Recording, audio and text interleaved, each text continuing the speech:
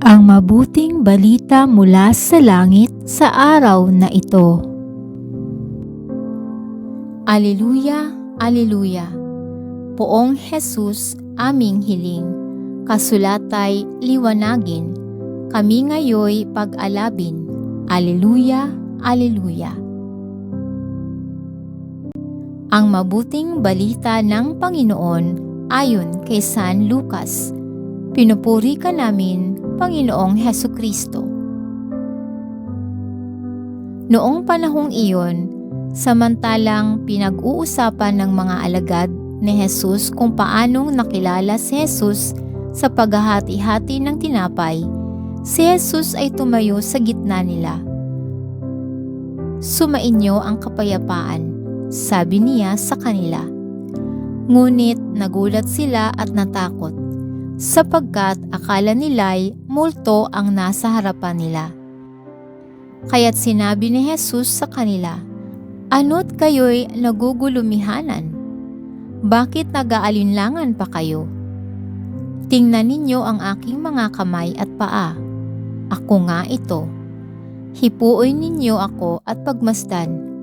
Ang multo'y walang laman at buto, ngunit ako'y mayroon, tulad ng nakikita ninyo." At pagkasabi nito, ipinakita niya sa kanila ang kanyang mga kamay at mga paa.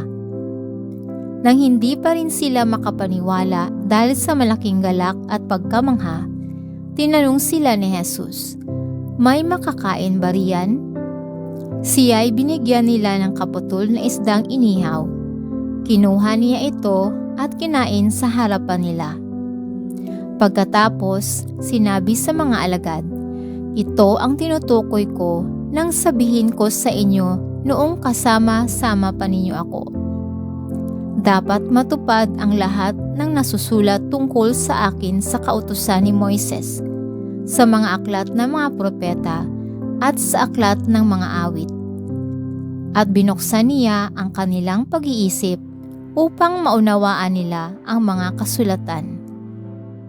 Sinabi niya sa kanila, "Ganito ang nasusulat, kinakailangang magbata ng hirap at mamatay ang Mesiyas at muling mabuhay sa ikatlong araw.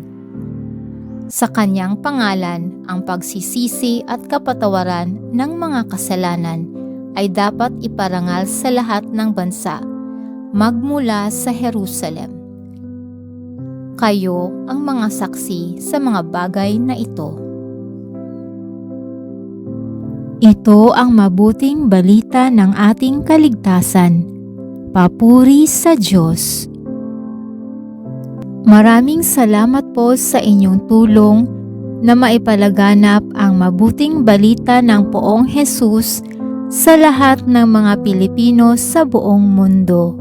Pagpalain nawa tayong lahat.